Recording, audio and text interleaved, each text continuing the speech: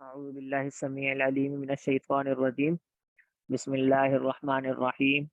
نحمده ونصلي ونسلم على رسوله الكريم. أما بعد.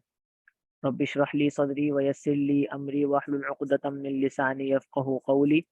اللهم أرنا الحق حقا وارزقنا اتباعه وأرنا الباطل باطلا وارزقنا اجتنابه. رب يسر ولا تعسر وتمم بالخير وبك نستعين. آمين يا رب العالمين.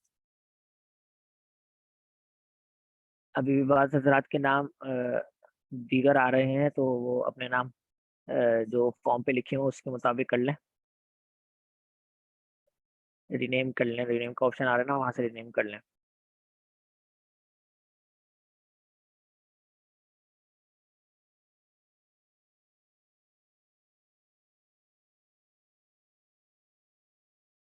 گزشتہ سبق میں ہم نے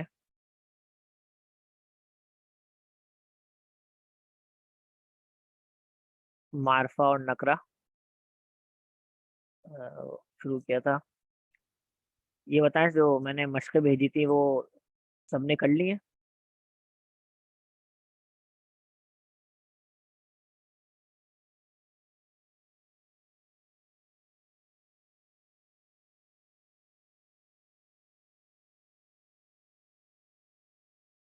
جو مشق کر چکا ہے یہاں پہ جواب دے دیں، اور اگر کسی کی رہ گئی ہے تو وہ بھی بتا دیں.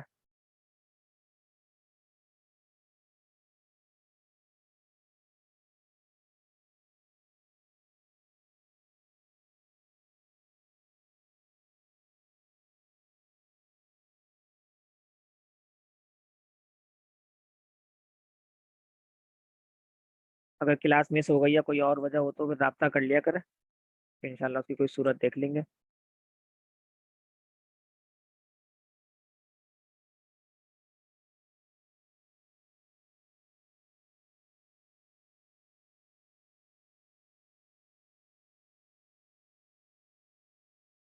ٹھیک ہے، جس کے رہ گئی ہیں وہ پھر اس کو پھر انشاءاللہ کوشش کریں کل تک کر لیں. باقی انشاءاللہ آج کا سبق شروع کرتے ہیں. سب سے پہلے ریوائز کر لیتے ہیں جو ہم نے پچھلے ہفتے پڑھا تھا. پچھلے ہفتے ہم نے لفظ سے آغاز کیا تھا کہ کوئی بھی چیز جو زبان سے ادا کی جاتی ہے اس کو لفظ کہا جاتا ہے. پھر ہم نے دیکھا تھا کہ لفظ دو طرح کا ہوتا ہے، یا تو وہ بے معنی ہوتا ہے یا با معنی ہوتا ہے. بے معنی ہوتا ہے تو ہم اس کو محمل کہتے ہیں، اور با معنی جو الفاظ ہوتے ہیں اس کو ہم کلمہ کہتے ہیں. پھر کلمہ کو ہم نے 3 حصوں میں پڑھنے کے لیے تقسیم کیا تھا، کہ ایک اسم، دوسرا فعل اور تیسرا حرف. اور اس کا ہم نے ان کی تعریفات اور جو آپس میں ان کا فرق تھا وہ بھی ہم نے دیکھا تھا. کہ اسم ایسا کلمہ ہوتا ہے جو بامعنی ہوتا ہے اور کسی چیز کا جگہ وغیرہ کا نام ہوتا ہے، اور اس کے اندر کوئی زمانہ پایا نہیں جا رہا ہوتا. جبکہ فعل کے اندر زمانہ بھی پایا جا رہا ہوتا ہے، تو اس کو ہم فعل کہہ رہے ہوتے ہیں. کسی کام کرنے کا اظہار ہو رہا ہوتا ہے اور اس میں زمانہ پایا جا رہا ہوتا ہے. پھر اس کے بعد ہم نے حرف کی مثالیں حرف دیکھا تھا. تو حرف کی ہم نے یہ تعریف دیکھی کہ وہ کلمہ جو اپنے معنی واضح کرنے کے لیے دوسرے کلمے کا محتاج ہو، کسی اسم کا محتاج ہو، کسی فعل کا محتاج ہو، صرف اس کے اپنے ہونے سے وہ بات واضح نہ ہوتی ہو، تو اس کو ہم کہتے ہیں حرف. یہ ہم نے پہلی کلاس میں پڑھا تھا. پھر اس کے بعد ہم نے اسم کا آغاز کیا تھا، اور ہم نے دیکھا تھا کہ اس کو ہم نے 4 اعتبارات سے، 4 پہلوؤں سے اسم کا جائزہ لینا ہے. سب سے پہلے اسم کو ہم نے اعرابی حالت کے اعتبار سے پڑھنا تھا، وہ الحمدللہ مکمل ہوا تھا. پھر اس کے بعد جنس، عدد اور وسعت میں سے ہم نے وسعت جو ہے اس کا ہم نے آغاز کر دیا تھا. یہ جو وسعت ہے اس کے اندر آتا ہے معرفہ اور نکرہ، تو یہ ہم شروع کر چکے ہیں. باقی انشاءاللہ آج اس کو مکمل کر کے اس کے 2-3 قواعد رہ گئے ہیں، تو انشاءاللہ ان قواعد کو مکمل کرنے کے بعد ہم جنس پڑھیں گے آج. پھر اس کے بعد اسم کے اعرابی حالت میں ہم نے دیکھا تھا کہ معرب مبنی کی تقسیم کی، پھر معرب میں ہم نے منصرف اور غیر منصرف کی تقسیم کی. پھر اس کے بعد منصرف کے جو اعراب تھے وہ ہم نے سب سے پہلے پڑھے. اعراب 3 حالتوں میں ہوتے ہیں: رفع، نصب اور جر. جو حالت رفع، نصب اور جر میں جو تقسیم ہو رہا ہوتا ہے اس کو ہم اعراب کہہ رہے ہوتے ہیں. تو ہر جو منصرف ہوتا ہے وہ حالت رفع میں دو پیش، حالت نصب میں دو زبر اور حالت جر میں دو زیر کے ساتھ ہوتا ہے، جبکہ غیر منصرف کے ہم نے پڑھے تھے کہ ایک پیش رفع میں اور ایک زبر نصب میں اور ایک زبر جر میں ہوتا ہے۔ یہ غیر منصرف کے اعراب تھے۔ اور پھر مبنی میں ہم نے دیکھا تھا کہ مبنی تینوں حالتوں میں ایک ہی جیسا رہتا ہے، اس کے اندر کوئی تبدیلی واقع نہیں ہوتی۔ پھر اس کے بعد وسعت میں ہم آئے تھے۔ وسعت میں ہم نے کہا تھا کہ نکرہ اور معرفہ، نکرہ اور معرفہ مینس کہ کامن ناؤن اور پراپر ناؤن، جیسے بوائے اور دی بوائے، یا پھر کوئی خاص نام ہو جیسے زید، اور اس کو ہم نے معرفہ بنانے کا طریقہ اور ان کی تعریفات بھی دیکھی تھی۔ نو وائس، وائس نہیں آ رہی ہے؟ خیال میں سب کو تو آ رہی تھی آواز، آواز بتاتے ہیں آ رہی ہے؟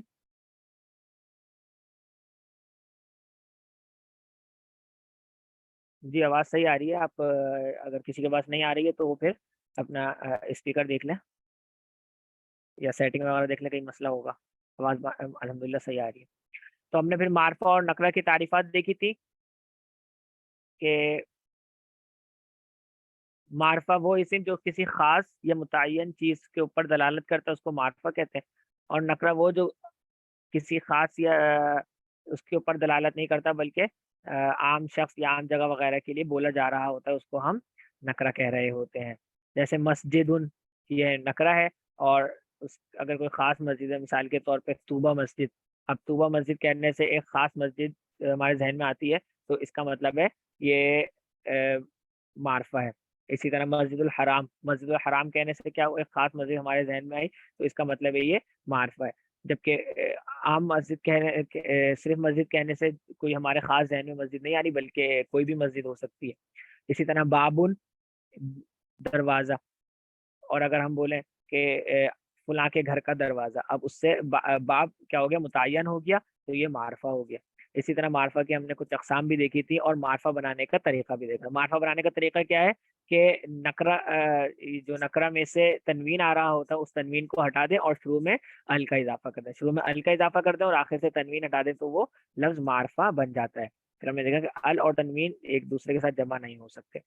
پھر ہم نے کچھ قواعد بھی پڑھے تھے، جیسے مثال کے طور پہ کہ نکرہ اور نکرہ بنانے کے لیے ہم اس کا ترجمہ کرتے وقت کسی لفظ کا اضافہ کریں گے تاکہ واضح رہے کہ ہم یہاں پہ نکرہ کا ترجمہ کر رہے ہیں کہ معرفہ کا ترجمہ کر رہے ہیں۔ صحیح ہے، جیسے کوئی، ایک، چند، اس کا اضافہ ہم کر لیں گے۔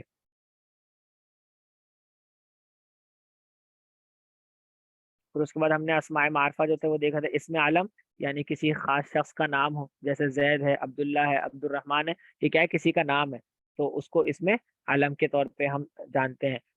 یہ تمام کے تمام معرفہ ہوتا ہے، کیونکہ نام ہوتا ہے تو معلوم ہوتا ہے کہ فلاں شخص کا نام ہے، تو اس لیے اس کو اسم عالم کہا جاتا ہے۔ پھر اسم اشارہ، جیسے ہاذا، ہاذانی، یہ اس طرح جو ہے کسی خاص چیز کی طرف اشارہ کیا جا رہا ہوتا ہے تو وہ اسم اشارہ کہلاتا ہے۔ ضمائر جو پروناؤنس ہوتے ہیں تو وہ اسم کی جگہ پر بولے جا رہے ہوتے ہیں، تو ایک بار اسم گزر گیا تو اس کا مطلب ہے وہ معرفہ ہو گیا، اور پھر اس کو دوبارہ جب ادا کیا جا رہا ہوتا ہے ضمائر کے ذریعے تو اس کا مطلب ہے وہ بھی معرفہ میں آتے ہیں۔ پھر اس کے بعد اسم موصولہ، جیسے ما، من، جو استعمال ہو رہا ہوتا ہے دو الفاظ کو، دو جملوں کو جوڑنے کے لیے، تو وہ بھی اس میں وہ بھی معرفہ ہوتا ہے۔ اور پھر کوئی ایسا اسم جس کے شروع میں ال لگا کر اس کو معرفہ بنایا گیا ہو، معرف باللام اسے کہا جاتا ہے، وہ بھی معرفہ کہلاتے ہیں۔ یہاں تک بات ہماری پچھلی مرتبہ مکمل ہو گئی تھی۔ اب اس کے بعد کچھ مزید قواعد ہیں معرفہ اور نکرہ کے حوالے سے۔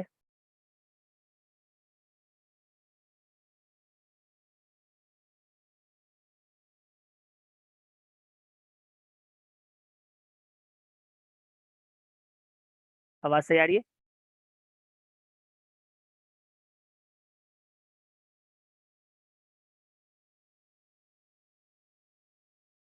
جی، اس میں موصول میں نے عرض کیا تھا کہ یہ ابھی تھوڑا سا ہم آگے چلتے تو انشاءاللہ واضح ہو جائے گا۔ جیسے کہ دو جملوں کو جوڑنے کے لیے اس میں موصول بنایا جا رہا ہوتا ہے. جیسا مثال کے طور پہ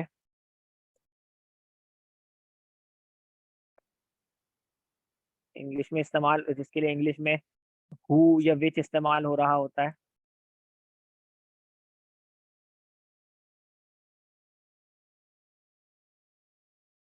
جیسے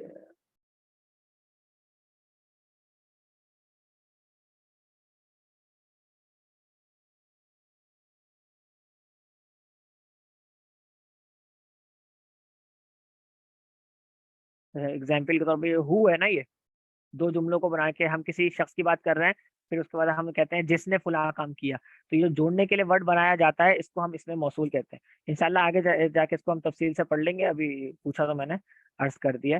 تو اسی طرح جو جاندار ہوتا ہے اس کے لیے ہو استعمال ہو رہا ہے، اور غیر جاندار کے لیے ایک دوسرا ورڈ استعمال ہو رہا ہوتا ہے. تو یہ اس میں موصول ماں اور من عربی میں بھی استعمال ہوتا ہے. ماں غیر جاندار کے لیے اور من جاندار کے لیے استعمال ہو رہا ہوتا ہے، اور یہ قرآن مجید میں بھی کثرت سے استعمال ہے. تو انشاءاللہ اس کو ہم آگے تفصیل کے ساتھ دیکھیں گے. تو یہ بھی اس میں آتے ہیں، معرفہ میں آتے ہیں.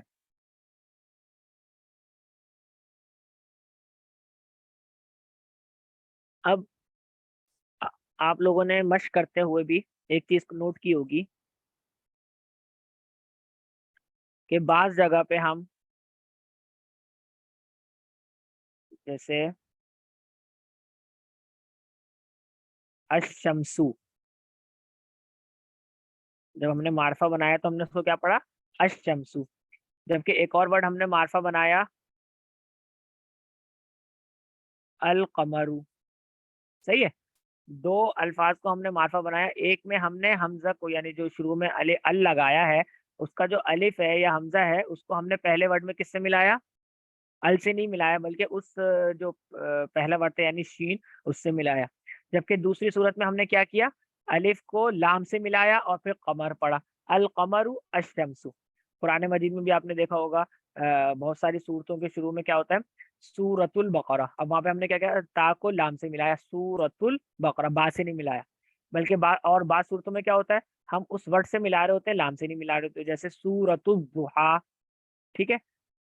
سورۃ القریش لام سے ملایا، اور سورۃ الشمس، سورۃ اللیل، یہ ہم نے کس سے ملایا؟ ڈائریکٹ اس ورڈ سے ملایا، بلکہ اس سے نہیں ملایا، لام سے نہیں ملایا. کلیئر ہوا یہ یہاں تک؟ یہ ڈفرنس آپ لوگوں کے ذہن میں آیا تھا کسی کے ذہن میں یہ بات کہ یہ فرق کیوں ہے؟ کہیں پہ ہم ورڈ سے ملا رہے ہیں اور کہیں پہ ہم ال کے ساتھ ملا رہے ہیں. یعنی ال کا جو لام ہے، آسان الفاظ میں اس کو اس طرح کہیں گے کہ جو ال کا لام ہے، ہم معرف باللام بنانے کے لیے یا پھر معرفہ بنانے کے لیے ال لگاتے ہیں. تو بعض صورتوں میں ال کا لام پڑھا جاتا ہے، بعض صورتوں میں ال کا لام پڑھا جاتا ہے، اور بعض صورتوں میں ال کا لام نہیں پڑھا جاتا. یہ فرق پیش آ رہا ہوتا ہے. سوال کلیئر ہوا ہو تو پھر انشاءاللہ میں اس کا جواب عرض کرتا ہوں. یہ کوشچن کلیئر ہوا کہ میں نے کیا عرض کیا؟ کہ بعض صورتوں میں الکلام پڑھا جا رہا ہوتا ہے اور بعض صورتوں میں الکلام نہیں پڑھا جاتا. جیسے سورۃ الضحیٰ میں ضاد کے ساتھ ملایا گیا، جبکہ سورۃ البقرہ میں با کے ساتھ نہیں ملایا گیا. جی اس کا جواب دیتا ہوں، پہلے سوال سمجھ میں آ جائے تاکہ پھر ہم جواب کی طرف جائیں. ٹھیک ہے. تو اس کی وجہ یہ ہوتی ہے کہ عربی کے اندر کل 28 حروف ہیں، حمزہ اور الف کو ایک ملاتے ہوئے نا، کل 28 حروف ہیں. ان 28 میں سے 14 حروف ایسے ہیں، 14 حروف کے ہم نے دو اس کے گروپس بنا لیے ہیں. 14 حروف کو ہم کہیں گے حروف شمسیہ، اور 14 حروف کو ہم کہیں گے حروف قمریہ. صحیح ہے. یعنی کوئی باقاعدہ وہ کچھ نہیں ہے، بلکہ پڑھنے کے اعتبار سے جہاں پہ ال پڑھا جائے گا یا نہیں پڑھا جائے گا، اس اعتبارات سے ہم عربی حروف کو دو گروپس میں تقسیم کرتے ہیں. 14 حروف کو ہم کیا کہیں گے؟ حروف شمسیہ، اور 14 حروف کو ہم کہیں گے حروف قمریہ. اب ہم کیسے پہچانے کہ کون سا حروف کون سا حرف جو ہے وہ حروف قمری میں سے ہے یا حروف شمسی میں سے؟ ٹھیک ہے، یہ سوال پیدا ہوتا ہے. تو اس کے لیے ایک عبارت ہے، ایک عربی کی بھی عبارت ہے، ایک اردو کی بھی عبارت ہے، دو عبارتیں ہیں جن کے اندر حروف قمری جمع ہے، دو عبارتیں ایسی ہیں جن کے اندر حروف قمری جمع ہے۔ جب آپ ان حروف قمری کو یاد کر لیں گے تو اس کا مطلب ہے وہاں پہ ال پڑھنا ہے، حروف قمری میں ال پڑھا جائے گا، حروف شمسی میں ال کا جو لام ہے وہ نہیں پڑھا جائے گا، ٹھیک ہے؟ تو وہ کون سا جملہ ہے؟ عربی کا جملہ ہے، تو نوٹ کر لیں، ابغی حجک وخف عقیمہ، ابغی حجک وخف عقیمہ۔ اب اس کے اندر دیکھیں، سب سے پہلا ورڈ ہے حمزہ، تو یہاں پہ اگر کوئی حمزہ کے ساتھ کوئی بھی حرف کوئی بھی اسم آ رہا ہوگا تو ہم اس کے اندر ال نہیں پڑھیں گے، ٹھیک ہے؟ جیسے الانسان، الانسان، اب یہاں پہ حمزہ کے ساتھ ال لگایا تو ہم نے لام پڑھیں گے یہاں پر، کیونکہ یہ حروف قمری ہیں، یہ تمام کیا ہیں؟ حروف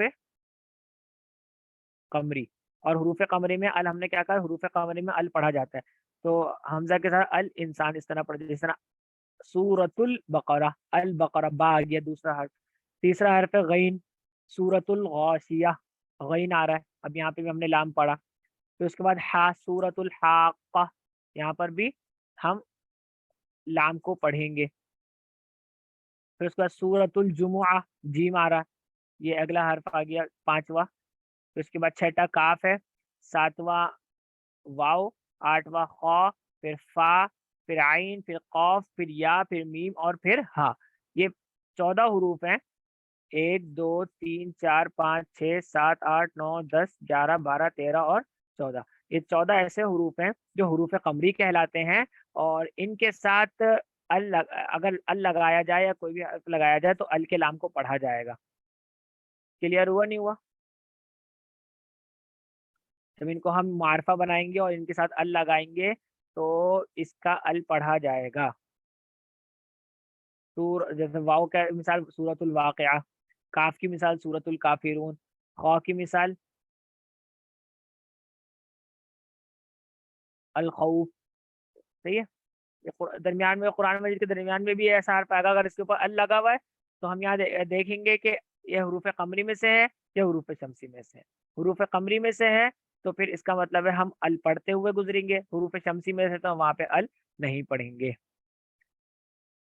جیسے ہم قل یا ایھا الکافرون، اب یہاں پہ الکافرون ہے تو ہم نے کیا پڑھا؟ لام کو پڑھا، الکافرون، یہ سورۃ القیامہ قاف آ رہا ہے تو یہ بھی قاف کا حرف یہاں پر آ رہا ہے، یعنی صرف صورتوں کے شروع میں ہی ہم اس کی مثالیں نہیں ملیں گی بلکہ قرآن مجید کے درمیان میں، کیونکہ معرفہ کتنے الفاظ ہوتے ہیں جو معرفہ ہوتے ہیں، ٹھیک ہے؟ ہر تھوڑی دیر بعد معرفہ لفظ آ رہا ہے، اب معرفہ جو لفظ ہے وہ اگر ال کے ساتھ بنا ہوا ہے تو جب ال کے ساتھ وہ معرفہ حرف بنا ہوا ہے تو اس ال کو پڑھنا ہے یا لام کو نہیں پڑھنا، اس کو جاننے کے لیے یہ بات آتی ہے، تو اگر حروف قمری ہے تو ال پڑھیں، لام پڑھیں گے، حروف شمسی ہے تو لام نہیں پڑھیں گے، یہ سارے ان 14 حروف کے ساتھ ال پڑھیں گے، یہ 14 حروف ہیں ان کے ساتھ ال پڑھیں گے۔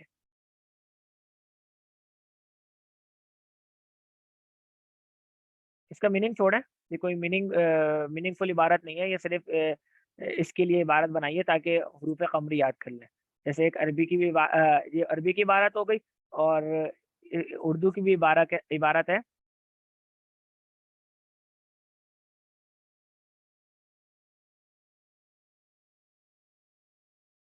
حق کا خوف عجب غم ہے، حق کا خوف عجب غم ہے، اور اس کے اندر بھی یہی 14 الفاظ ہیں جو اس کے اندر 14 الفاظ ہیں، ٹھیک ہے؟ اب یہاں پہ وہ بڑی آ لکھی ہوئی ہے، لیکن یہ بڑی آ سے مطلب چھوٹی آ ہی ہے،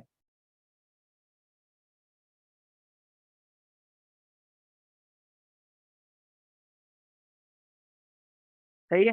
تو یہ ابغی حجہ کا وقف عقیمہ ہو، یہی جو 14 الفاظ عربی عبارت میں، یہی سیم 14 الفاظ اردو عبارت میں ہیں، اور یہ تمام کے تمام بھی قمری ہیں، تو اب شمسی الفاظ کون سے ہوگا پھر؟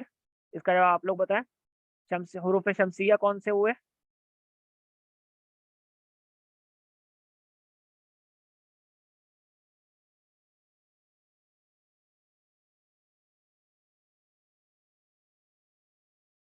جی ان کے علاوہ جو بقیہ 14 حروف، بقیہ 14 جو ہیں وہ کیا ہیں؟ حروف شمسی ہیں. اب ان میں سے کوئی حرف آ جائے گا، جیسے نہیں، پے تو یہ عربی میں نہیں ہوتا نا، پے عربی میں نہیں ہوتا. جی حروف شمسی جس میں ال نہیں پڑھا، ال میں سے ال کا لام نہیں پڑھا جائے گا. تو کلیئر کریں، ال کا لام نہیں پڑھا جائے گا، حمزہ پڑھا جائے گا، لام نہیں پڑھا جائے گا. ٹھیک ہے. اگر بعض جگہ پہ حمزہ نہیں پڑھا جاتا تو پھر وہ حمزہ اگر نہیں پڑھا جاتا تو وہ کوئی اور وجہ ہوتی ہے. لام نہ پڑھے جانے کی وجہ کیا ہے؟ حروف شمسی اور حروف قمری ہے. حمزہ نہ پڑھے جانے کی وجہ دوسری ہوتی ہے. ٹھیک ہے. وہ حمزہ وصلیہ اور حمزہ قطعیہ کا فرق ہوتا ہے، وہ اگر کبھی موقع ملا تو انشاءاللہ اس کو بعد میں دیکھیں گے. لیکن لام پڑھنا ہے یا لام نہیں پڑھنا، اس کی وجہ کیا ہے کہ یہ حروف قمری ہے کہ حروف شمسی ہے. حروف قمری ہے تو لام پڑھا جائے گا، حروف شمسی ہے تو لام نہیں پڑھا جائے گا. جیسے مثال کے طور پہ اس کے علاوہ جو بقیہ حروف بن گئے، الف با تو اس میں آ گیا، تا اس کے اندر موجود نہیں ہے. تو جیسے سورۃ التغابن، اب وہاں پہ سورۃ التغابن بولیں گے تو غلط ہو جائے گا. کیا ہو جائے گا؟ سورۃ التغابن. ٹھیک ہے. سمر سا، اب اگر سمر کے ساتھ ال لگ جائے، السمرو. ٹھیک ہے. اس پر ہا جیم خا اس میں آ گیا. دال سورۃ الدخان، اب دخان کا لفظ آ رہا ہے تو یہ اسی کے اندر آئے گا. تو اس طرح یہ آپ بقیہ جتنے بھی حروف ہیں اس کو خود نکال کے دیکھ سکتے ہیں. کافی وقت لگا لیا ہم نے، تو اب انشاءاللہ اس کو رہنے، جس کو جتنا سمجھ میں آ گیا، چاہے کوئی نہیں آیا تو پوچھ سکتے ہیں.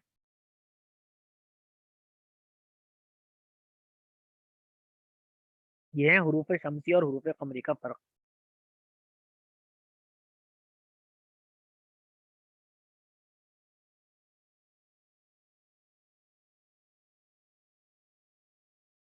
تو یہاں پہ ہمارا جو معرفہ والا چیپٹر، نقرہ اور معرفہ والا چیپٹر تھا، وہ مکمل ہو گیا.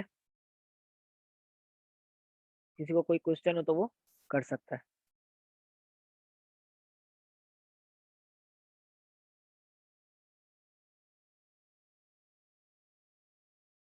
اس کے بعد جو اسم کے اعتبار سے جو تیسری تقسیم ہے وہ ہے جنس کے اعتبار سے.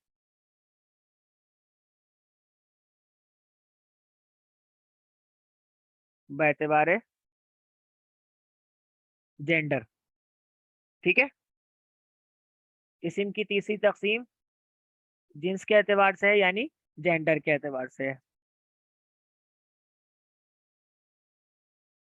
اور جینڈر دو طرح کے ہوتے ہیں اسم میں، مذکر اور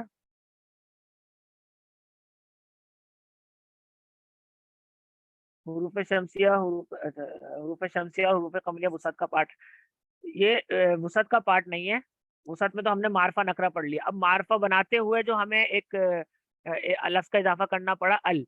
اب جب ہم نے ال کا اضافہ کیا تو ال کو پڑھیں گے کیسے؟ تو اس لیے ہم نے یہ بات چھیڑی کہ ال کو پڑھنے کے قاعدہ کیا ہے کہ حروف شمسی ہوگا تو ال نہیں پڑھا جائے گا لام، اور حروف قمری ہوگا تو لام پڑھا جائے گا. تو یہ اس کے ذیل میں ایک بات ہے، اس کا وسعت کا پارٹ نہیں ہے وہ. ٹھیک ہے. مذکر، اچھا ہم جنس پہ دوبارہ آتے ہیں. جینڈر میں یا تو مذکر ہوگا یا پھر مؤنث ہوگا. ٹھیک ہے.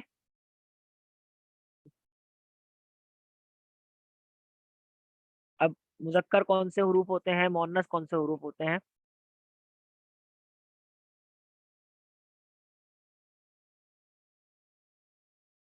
آسان سے آسانی کے لیے ہم یہ کر سکتے ہیں کہ مؤنث کے ہم قواعد پڑھیں گے انشاءاللہ، اور بقیہ جن بقیہ جو ہوں گے وہ ان کو ہم مذکر شمار کریں گے. صحیح ہے. جی میل فیمیل.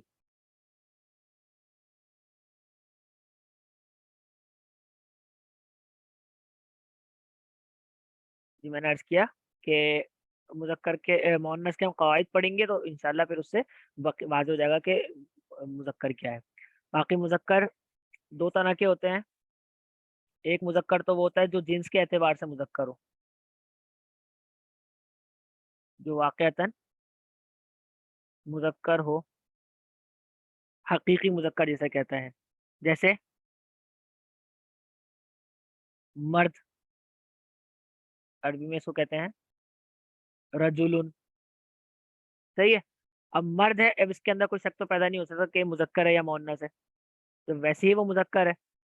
صحیح ہے. دوسرا لڑکا، عربی میں اس کے لیے استعمال ہوتا ہے ولدن. اب یہ حقیقی مذکر اور یہ حقیقی مذکر ہے دونوں نا. اسی طرح ابن، ابن مینس والد. اب والد کے بارے میں واضح ہے کہ یہ مذکر ہے. ابن بیٹا، دلہا. تو یہ حقیقی مذکر ہے، اس کے اندر اس کو ہم مذکروں میں واضح طور پہ شمار کر رہے ہوں گے. اور دوسرا مذکر ہم کیا کہیں گے؟ دوسرا مذکر کی قسم ہوتی ہے جس میں علامت تانیث نہ پائی جائے. اب علامت تانیث کیا ہوتی ہے؟ وہ جس طرح میں نے شروع میں ذکر کیا کہ ہم مؤنث بنانے کی علامتیں دیکھیں گے تو پھر اس سے واضح ہو جائے گا کہ مذکر ہے یا مؤنث. تو جس میں علامت تانیث یعنی مؤنث ہونے کی کوئی علامت نہ پائی جائے.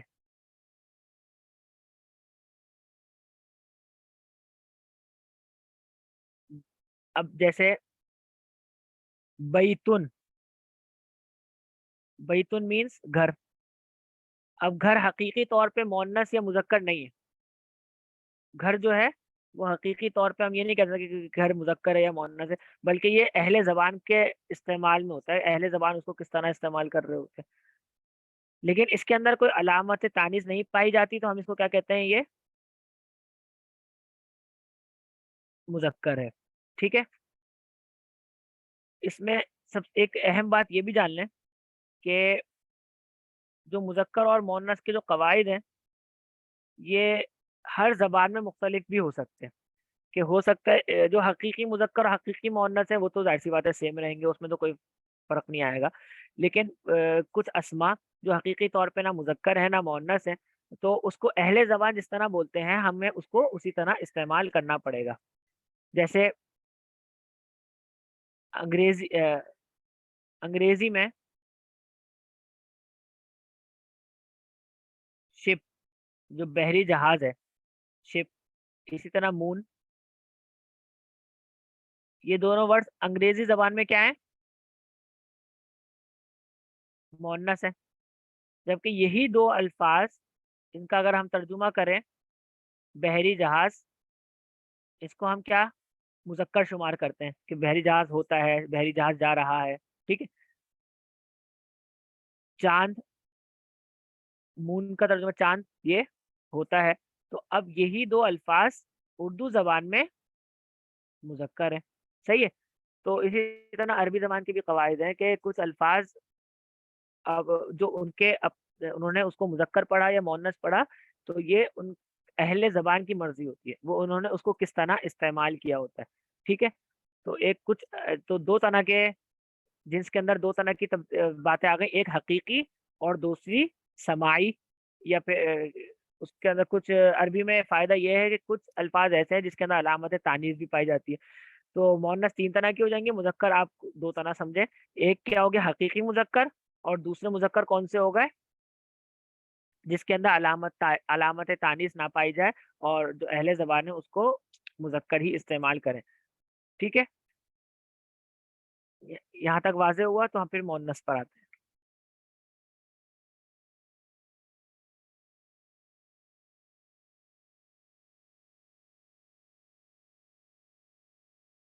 پھر مؤنث یہ دو یہ تین طرح کی بن جائیں گی. پھر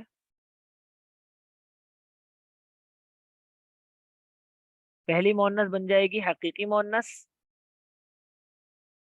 حقیقی مؤنث سے کیا مراد ہے؟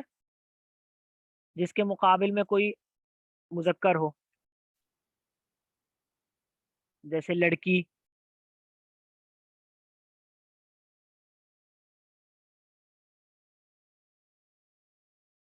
لڑکی. اسی طرح دلہن، امی، نانی.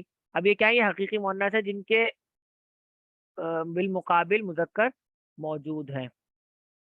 عربی میں شپ اور مون کو کیا کہتے ہیں؟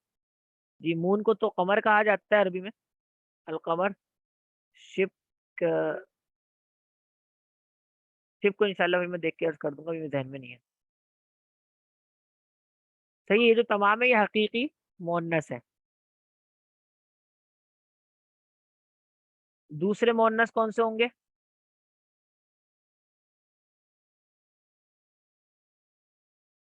اس کے لیے آپ اصطلاح استعمال کر لیں کہ جس کے اندر علامت تانیث پائی جا رہی ہوتی ہے اس مؤنث کو قیاسی مؤنث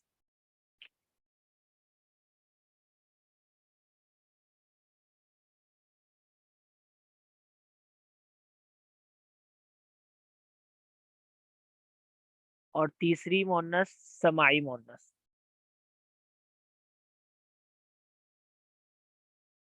ٹھیک ہے، ایک ہو گئی حقیقی مؤنث. حقیقی مؤنث کا ہم نے دیکھ لیا کیا مطلب ہے کہ جس کے مقابل میں مذکر موجود ہوتا تو وہ حقیقی مؤنث ہو گئی. دوسرا ایک مؤنث ہوتی ہے جس کو ہم بناتے ہیں، جن کے اندر کوئی علامت پائی جاتی ہے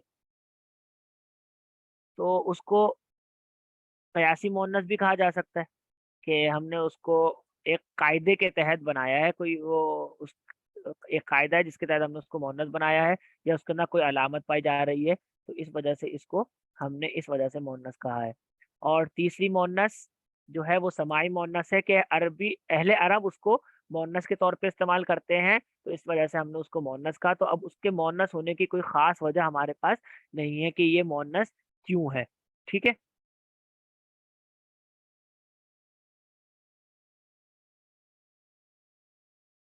جیسے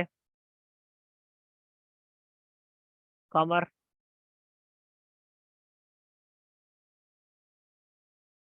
اب خمر شراب جو ہے یہ عربی زبان میں مؤنث استعمال ہوتی ہے. اسی طرح فلک، کشتی، یہ عربی زبان میں مؤنث استعمال ہوتا ہے. چھری ہوتی ہے سکین، چاقو،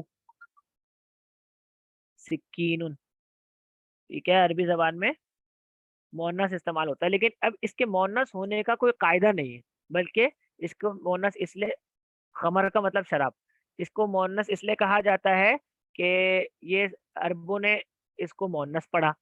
جیسا نا ہمارا ہم کہیں کہ ہمیں زمین مؤنث ہے اور آسمان مذکر ہے. اب کوئی ہم سے پوچھے کہ زمین اور آسمان کو آپ زمین کو مؤنث کیوں کہتے ہیں اور آسمان کو مذکر کیوں کہتے ہیں، تو اس کی کوئی وجہ نہیں ہے، بلکہ اہل زبان ہم کیا کہیں گے جواب میں کہ کیونکہ اہل زبان نے اس کو اسی طرح کہا ہے. تو اسی طرح ان لوگوں نے بھی، عربوں نے اس کو مؤنث پڑھا ہے تو ہم اس کو کیا کہیں گے، یہ مؤنث ہے. بیتن کو عربوں نے مذکر کہا ہے تو ہم اس کو کہیں گے یہ مذکر ہے. تو یہاں پر مؤنث اور مذکر کی بات ہو گئی. پھر تیسری جو چیز ہے جو اصل میں قواعد کا استعمال، ابھی جو ہم نے جتنی ابھی تک ہم نے جتنی بات کی وہ اس کے اندر قواعد نہیں آیا بلکہ اس کے اندر ایک تقسیم پیدا ہو گئی. اب جو ہم پڑھیں گے اس کے اندر قواعد کا اجرا ہوگا، یعنی علامت تانیث. قیاسی مؤنث جو ہم نے دوسرا ہے وہ جس کے اندر علامت تانیث پائی جائے.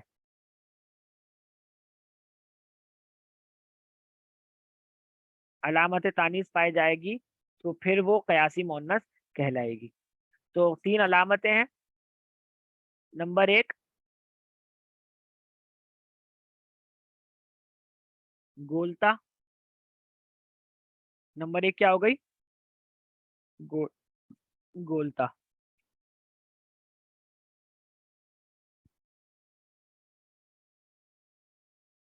نمبر دو الف مقصورہ. اور نمبر تین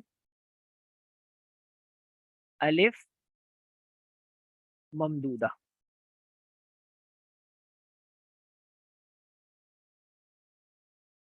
الف مقصورہ کیسے لکھی جاتی ہے؟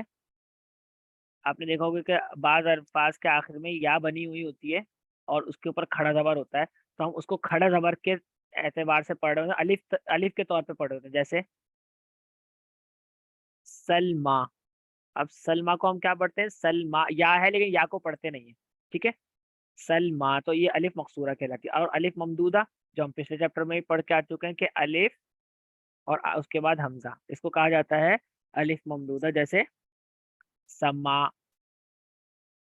ٹھیک ہے، समाउन, अब ये क्या है, अलिफ ममदूदा है। तो ये जो तीन अलामतें हैं, किसी भी हर्फ में अगर ये तीन अलामतें होती है तो वो आमतौर पे क्या होता है, वो मुअन्नस होता है।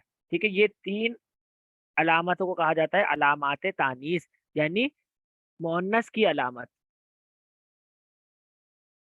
सहरा,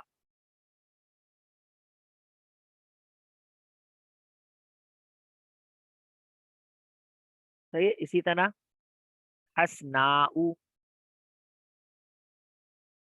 ये तमाम के तमाम क्या है, अलिफ ममदूदा। और अलिफ मकसूरा की कुछ मिसालें, जैसे सलमा एक मिसाल हो गई। इसी तरह सुगरा, कुबरा, ये इसकी मिसालें हो गई।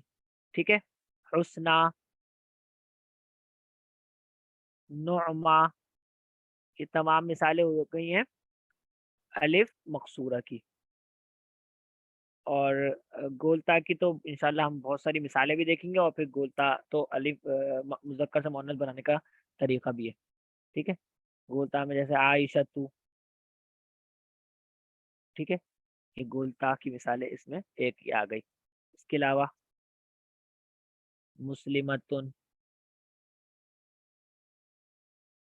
गोलता, मोमिनतुन, फातिमतुन, मिशकातुन, साअतुन, गुरफतुन, ये तमाम जिसके अंदर गोलता आ रहा है, ये तमाम अलामत तानीस में से गोलता की अलामत एक पाई जा रही है, तो ये तमाम इस एतबार से मुअन्नस कहलाएंगे।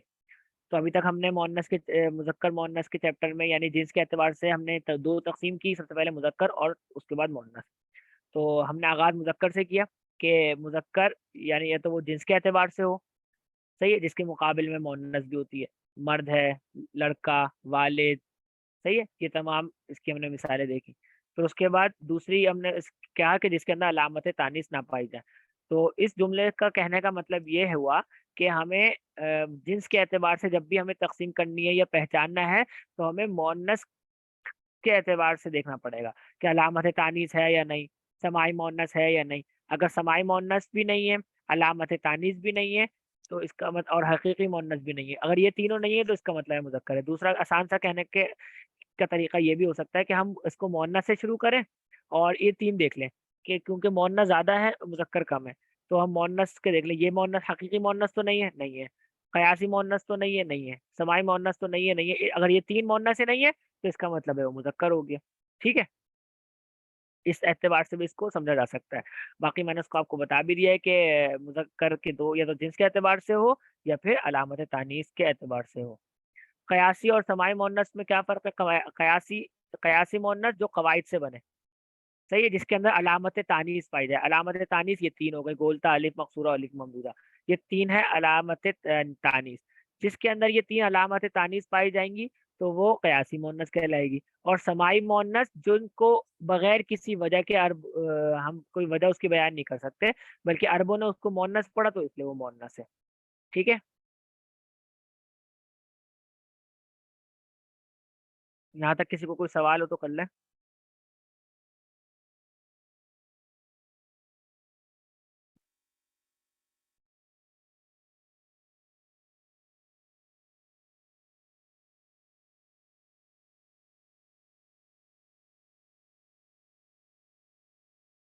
असनाउ, हमजा है ना आखिर में।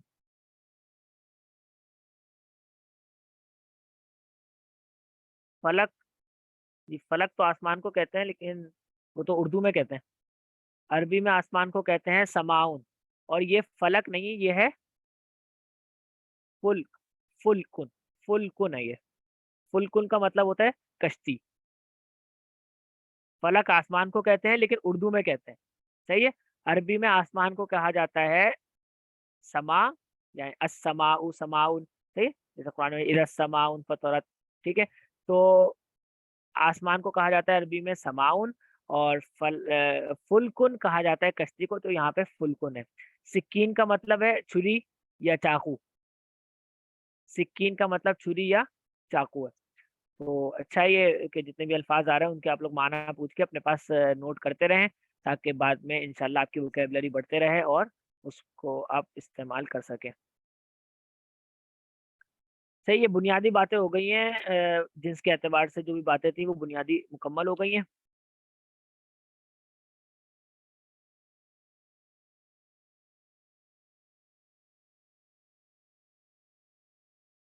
اور یہ صحراؤ، صحرا کا مطلب صحرا ہی ہوتا ہے، جو صحرا، ڈیزرٹ. اور سما، سماؤن کا مطلب جس طرح میں نے بتایا آسمان.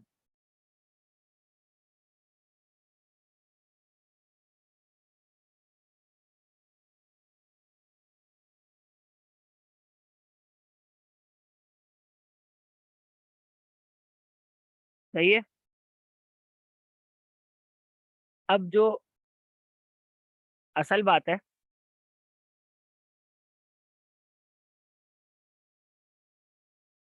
عربی vocabulary P D F form میں،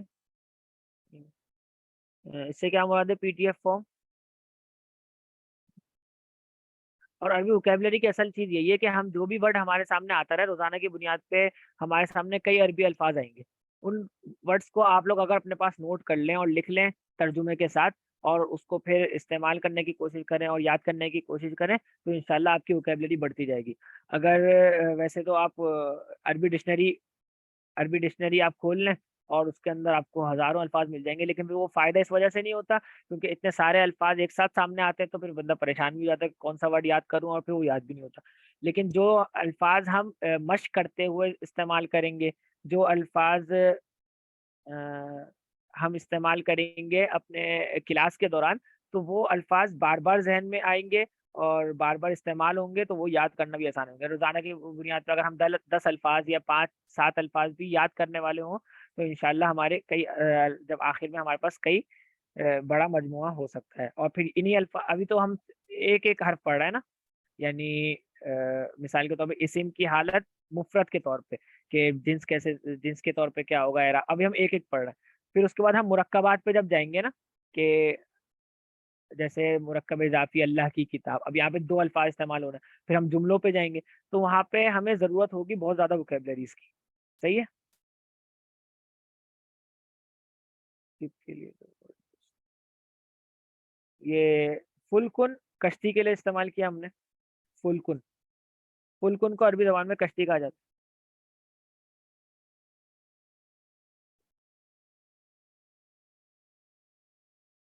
معاون، جی، معاون بھی الف ممدودہ ہے. الف ممدودہ کی آسان سی ایگزام یہی ہے کہ حمزہ ہو اور اس سے پہلے الف ہو. جی، سفینتن یہ بھی کشتی کے لیے استعمال ہوتا ہے.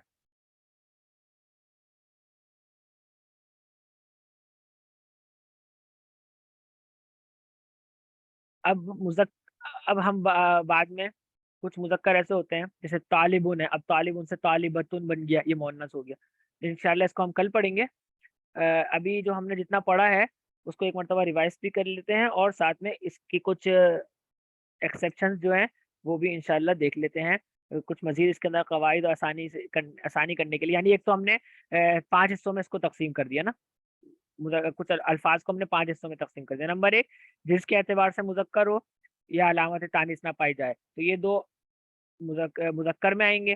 پھر اس کے بعد حقیقی طور پہ مؤنث ہو، قیاسی طور پہ مؤنث ہو یا سماعی طور پہ مؤنث ہو، تو یہ تمام مؤنث میں آئیں گے.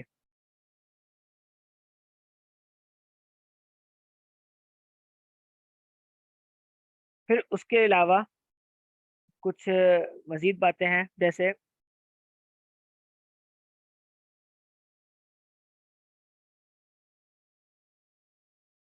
ملکوں اور شہروں اور قبائل، ان کے نام عام طور پہ مؤنث ہوتے ہیں. ٹھیک ہے. اب یہ سماعی مؤنث کے قواعد ہیں، ساری باتیں ہیں، ساری سماعی مؤنث کے ذیل میں یہ باتیں. عام طور پہ ایسا ہوتا ہے کہ ملکوں کے نام، شہروں کے نام، قبیلوں کے نام جو ہوتے ہیں وہ مؤنث ہوتے ہیں. جیسے مصر، پاکستان، پاکستان اب یہ کیا ہے عربی میں مؤنث استعمال ہوتا ہے. مکتو، قریشن، اب یہ مؤنث استعمال ہو رہے ہوتے ہیں. دوسرا ایک بات یاد کرنے کے لیے ہے، اس کو آپ یاد کر لیں تو انشاءاللہ فائدہ ہو سکتا ہے. جسم کے وہ اعضاء جو جوڑوں کی شکل میں ہو، ठीक है। एक तो कुछ अज़ा ऐसे होते हैं जो अकेले अकेले होते हैं, कुछ अज़ा ऐसे होते हैं जो जोड़ों की शक्ल में होते हैं, जैसे हाथ हैं, पाँव हैं, तो ये भी आमतौर पे मुअन्नस इस्तेमाल होते हैं। इनको भी आप मुअन्नस समाई कह सकते हैं। मुल्कों और शहरों के नाम और जिस्म के वो अज़ा जो उसकी सूरत में जोड़ों की सूरत, जैसे आइनुन, आँख के लिए अरबी में क्या लफ्ज़ इस्तेमाल होता है? आइनुन। अब ये मुअन्नस वर्ड है, यानी हकीकी मुअन्नस नहीं है, समाई मुअन्नस है। सही है। इसी तरह उज़ुनुन, कान के लिए इस्तेमाल होता है, ये भी जोड़ों की शक्ल में है। यदुन, हाथ के लिए इस्तेमाल होता है। कदमुन, पाँव के लिए इस्तेमाल होता है। ये तमाम क्या हो गए? जिस्म के अज़ा है जो जो जोड़ों की शक्ल में है। और इसी तरह कुदरत के बाद अनासिर भी, जैसे ज़मीन, आसमान वगैरह भी आमतौर पे मुअन्नस, अर्ज़ुन, समाउन, ये भी मुअन्नस के तौर पे इस्तेमाल होता है। रीहुन, हवा,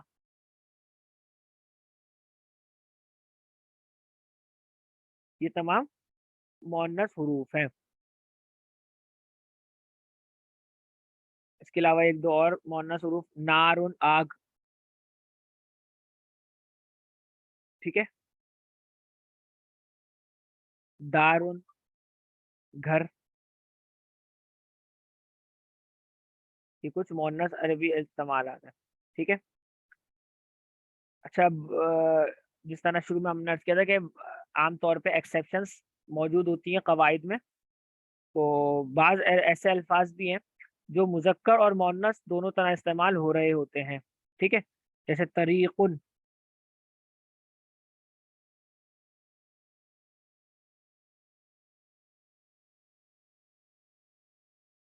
आइनुन, आँख,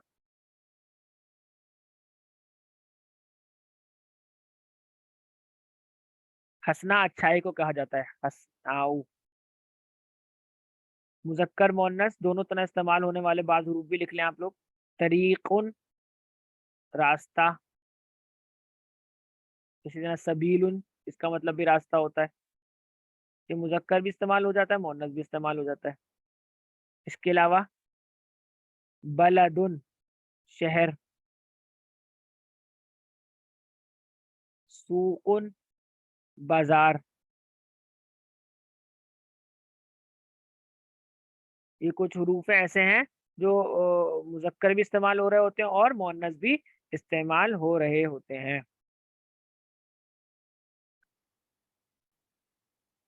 बस एक चीज और देख लें आज की क्लास में, कि बाज ऐसे अल्फाज भी हैं जो असलन जिसके अंदर अलामत तानीस पाई जा रही है, लेकिन उसके बावजूद हम उसको मुज़क्कर इस्तेमाल कर रहे होते हैं, ठीक है। बाद ऐसे भी है जिसमें अलामत तानीस पाई जा रही है लेकिन हम उसको मुज़क्कर इस्तेमाल कर रहे होते हैं, जैसे खलीफतुन।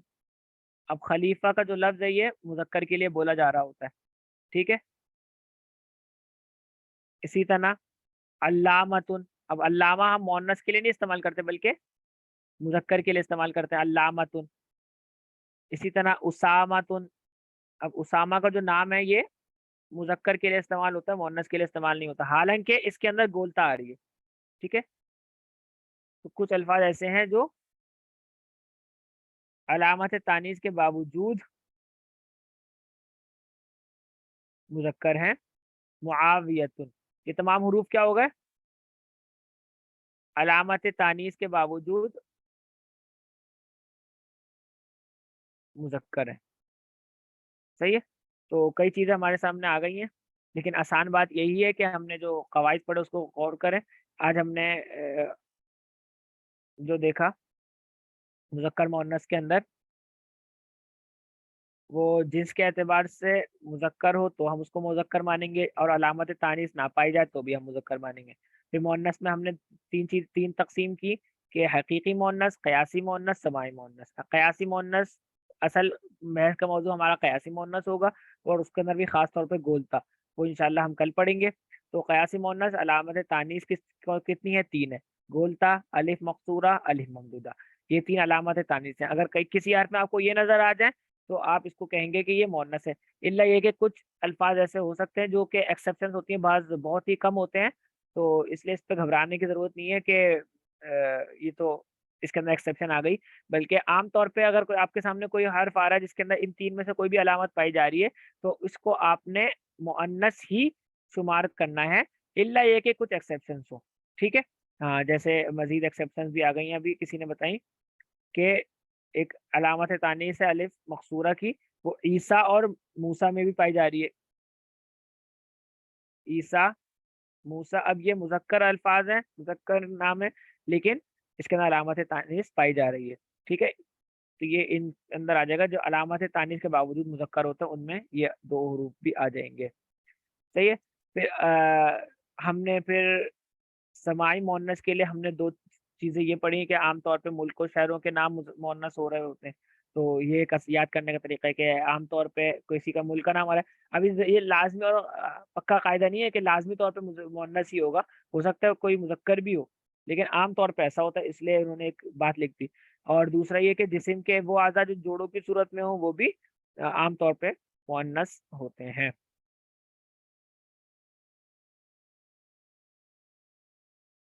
اب وقت تھوڑا زیادہ ہی ہو گیا، تو کلاس ہم یہ مکمل کرتے ہیں۔ کوشچنس کسی کے پاس ہوں تو ضرور پوچھیں۔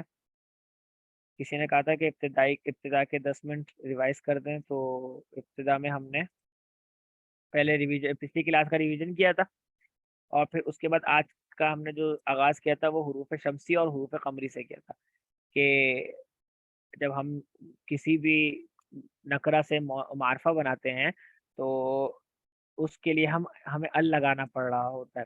اب جب ہم نے ال لگایا تو بعض صورتوں میں ال کا لام پڑھا جا رہا ہے، بعض صورتوں میں ال کا لام نہیں پڑھا جا رہا ہے، تو اب اس کا کیا قاعدہ ہے؟ صحیح ہے؟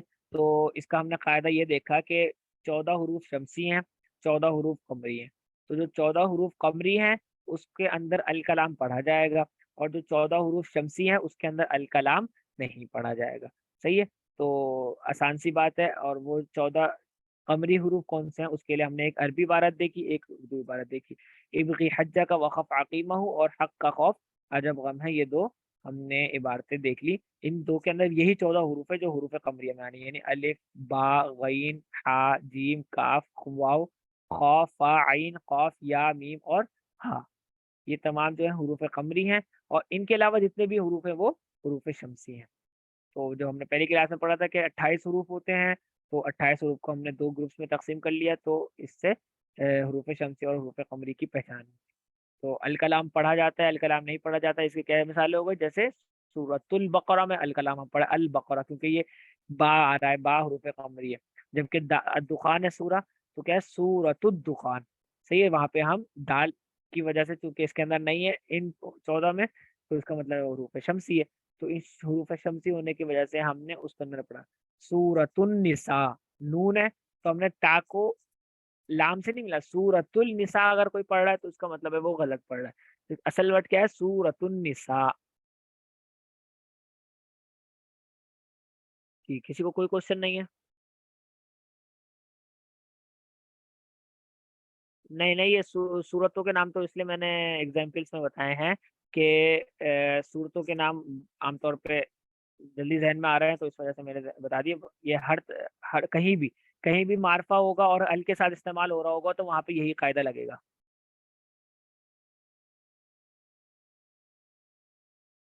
جی ٹھیک ہے، یہاں تک؟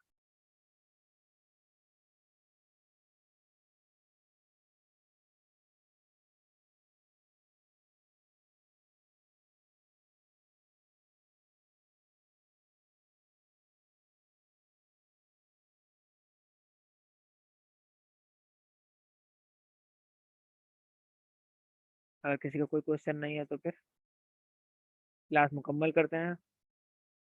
امید ہے واضح ہو گیا ہوگا سبق۔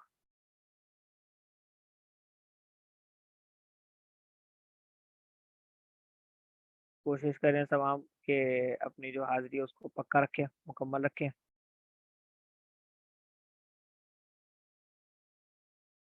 اور جو بھی سبق ہو اس کو ایک مرتبہ ریوائز کر لیں، اگلی کلاس سے پہلے پرانا سبق کو ریوائز کر لیا جائے۔ جی وعلیکم السلام۔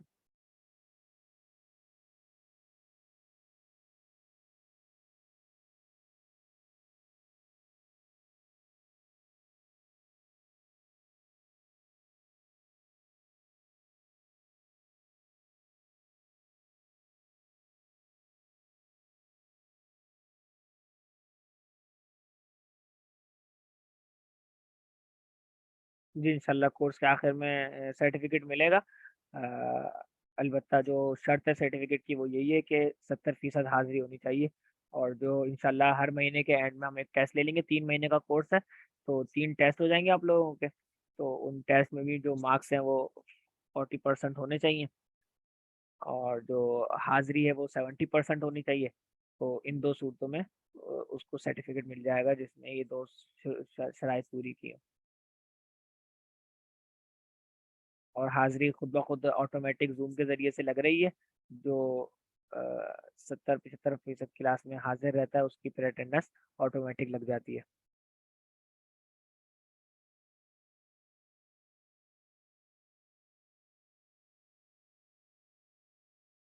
کم از کم 30 منٹس وہ کم از کم اگر جو حاضر ہوتا ہے اس کی اٹینڈنس ہم لگا رہے ہوتے ہیں۔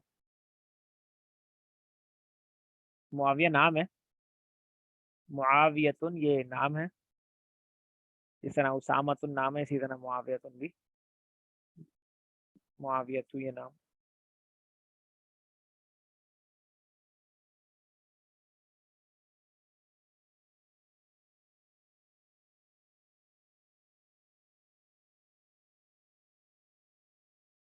جو معاویت ہوگا معاویتن نہیں ہوگا، کیونکہ یہ اس میں وہ غیر منصرف ہو گئی سرٹیفکیٹ ہمیں یہ پھر انشاءاللہ آخر میں بتا دیا جائے گا۔ ہو سکتا ہے جو بھی کراچی والے حضرات ہیں تو ان کے لیے اکیڈمی میں کوئی پروگرام منعقد کر کے انشاءاللہ سرٹیفکیٹ دے دیا جائے، اور جو جو شرکت نہیں کر سکیں گے تو چونکہ کورس بھی آن لائن ہے تو اس لیے آن لائن سرٹیفکیٹ ان کو مل جائے گا۔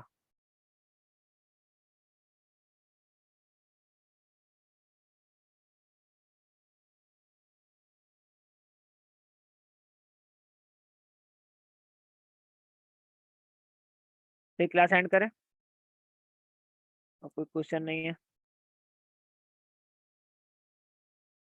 جی وعلیکم السلام۔ جس کا کوئی کوشچن نہیں ہو پھر وہ لیو کرتے رہیں تاکہ مجھے اندازہ ہو جائے کہ پھر